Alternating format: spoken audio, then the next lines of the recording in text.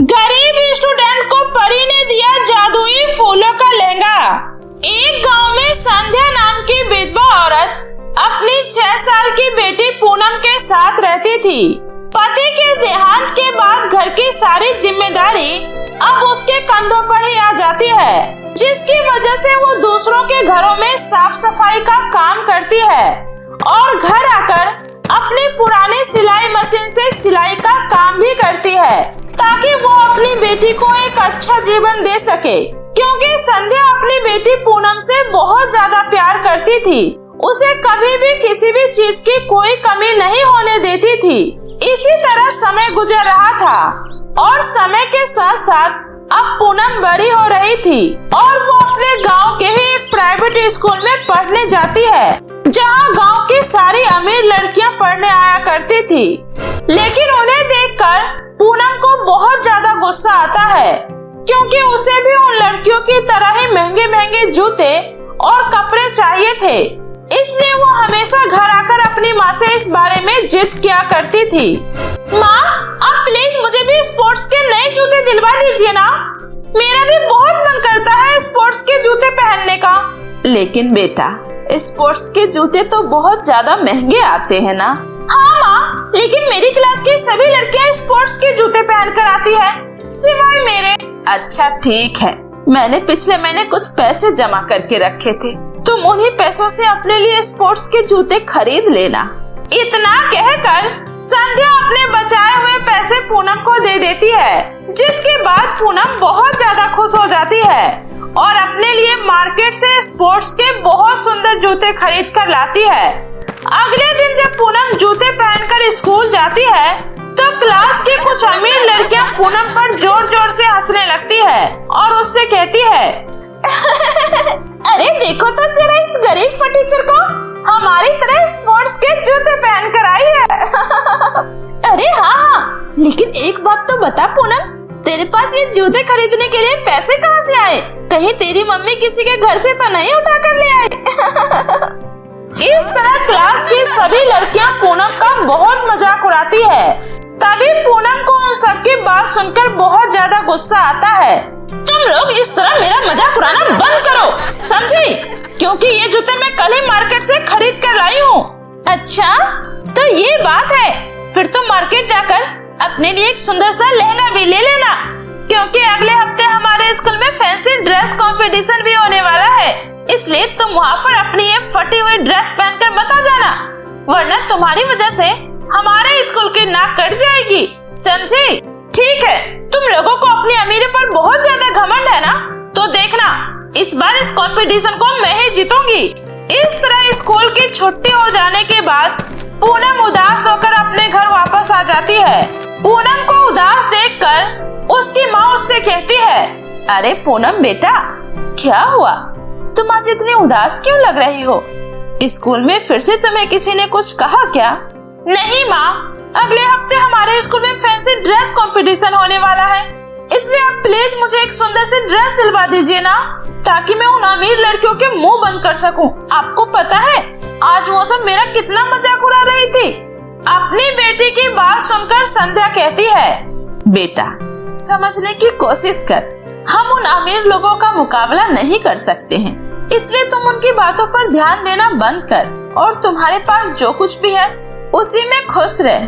पर माँ, हमारे पास इस गरीबी के अलावा ऐसा है ही क्या जिससे कि मैं खुश रह सकूं? इतना कहकर पूनम गुस्से में अपने कमरे में जाकर बैठ जाती है। तभी संध्या अपनी बेटी की बात सुनकर बहुत ज्यादा दुखी हो जाती है, क्योंकि उसके पास इतने पैसे नहीं थे कि वो अपनी बेटी की हर ख्वाहिशों को पूरा कर सकती थी। इसलिए वो अपनी बेटी को समझाते हुए कहती है, पूनम बेटा, तू उदास मत हो, मेरे पास जब पैसे आएंगे तो मैं तुम्हारे लिए एक सुंदर सी ड्रेस खरीद कर ले आऊंगी, इसलिए अब तुम जल्दी से खाना खा लो बेटा।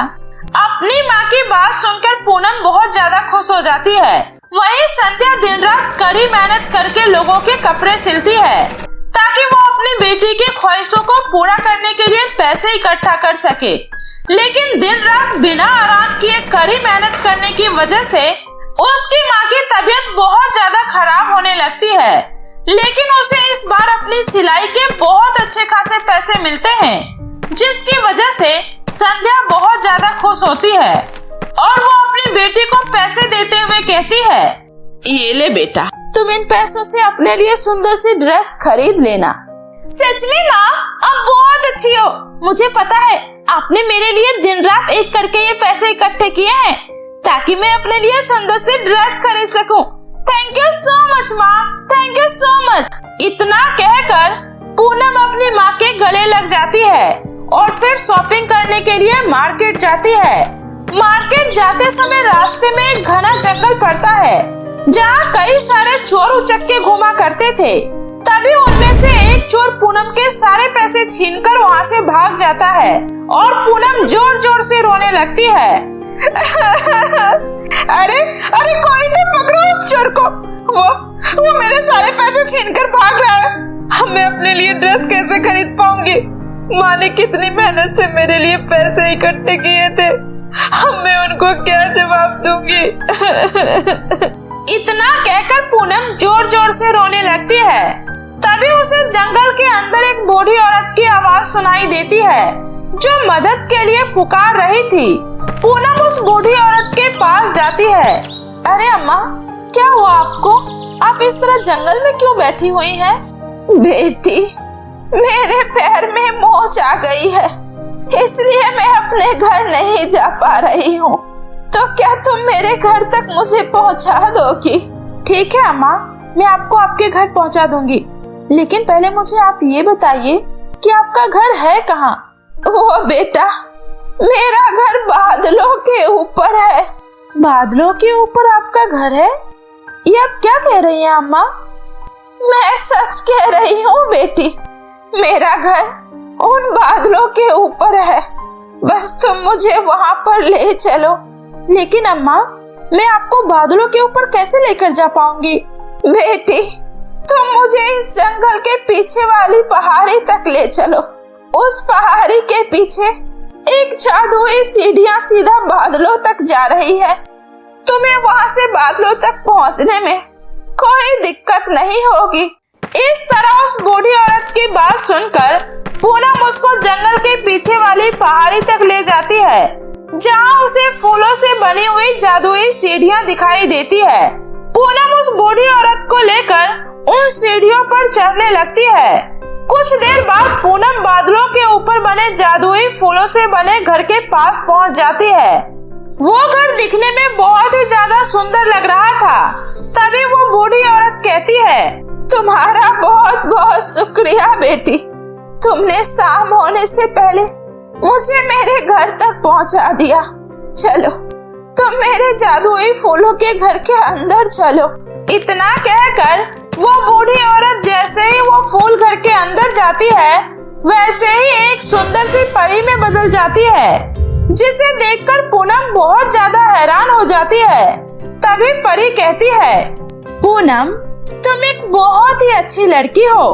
आज तुम्हारी वजह से ही मैं अपने असली रूप में आ पाई हूँ। दरअसल मुझे एक दुष्ट चुड़ैल ने अपने जादू से बूढ़ी औरत में बदल दिया था और तब से मैं उसी जंगल में भटक रही थी, पर किसी ने भी मेरी मदद नहीं की। पर आज तुम्हारी वजह से ही मैं वापस अपने परी रूप में आ पाई हूँ। इसलिए बताओ, मैं तुम्हारे लिए क्या कर सकती हूँ?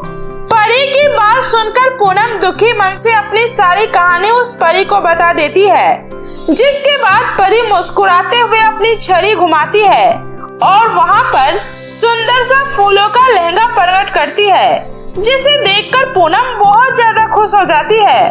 तभी वो परी कहती है, ये लो पूनम, आज से ये जादुई फूलों का लहंगा तुम्हारा हुआ। तुम इस जादुई लहंगे से जो भी कुछ मांगोगी, ये तुम्हारी सारी इच्छाएं पूरा करेगा। लेकिन मेरी एक बात ध्यान रखना, कभी भी इसका इस्तेमाल लालच के लिए और दूसरों को परेशान करने के लिए मत करना, क्योंकि ये फूलों का लहंगा शांति और प्यार का प्रतीक है। इसलिए तुम इसे हमेशा दूसरों की मदद के लिए ही इस्तेमाल करना। इस तरह परी का दिया हुआ जादुई फूलों का लहंगा पाकर पूनम बहुत ज्यादा खुश हो जाती है और परी का धन्यवाद करके वापस अपने घर आ जाती है। घर आकर वो अपनी माँ को परी के दिए हुए जादुई लहंगे के बारे में सब कुछ बता देती है। जिसके बाद संध्या भी बहुत ज्यादा खुश हो जाती है। और अगले दिन जब स्कूल में फैंसी ड्रेस कंपटीशन में पूनम जादुई फूलों का लहंगा पहनकर जब स्कूल जाती है तो वहाँ पर आए सभी अमीर लड़कियाँ पूनम का फूलों का लहंगा देखकर हैरान हो जाती है और पूनम उस फैंसी ड्रेस कंपटीशन जीत जाती है, क्योंकि पूनम का लहंगा बहुत ज्यादा यूनिक और खूबसूरत लग रहा होता है। जिसके बाद उन सभी अमीर लड़कियों के मुंह पर ताला लग जाता है और वो दोबारा कभी भी पूनम का मजाक नहीं उड़ाती है। इस तरह जादुई फूलों के लहंगों की मदद से पूनम की जिंदगी पूरी तरीके से बदल जाती है और वो अपनी माँ के साथ एक हंसी खुशी जीवन बिताने लगती है। तो मेरे प्यारे दोस्तों, कैसी लगी आपको मेरी ये कहानी? मुझे कमेंट करके जरूर बताएं। कहानी अच्छी लगी हो तो वीडियो को लाइक करके चैनल को सब्सक्राइब करना ना भूलें दोस्तों। तो मिलती हूँ ऐसे ही फिर किसी नई मजेदार कहानियों के साथ। तब तक के लिए बाय बाय दोस्तों।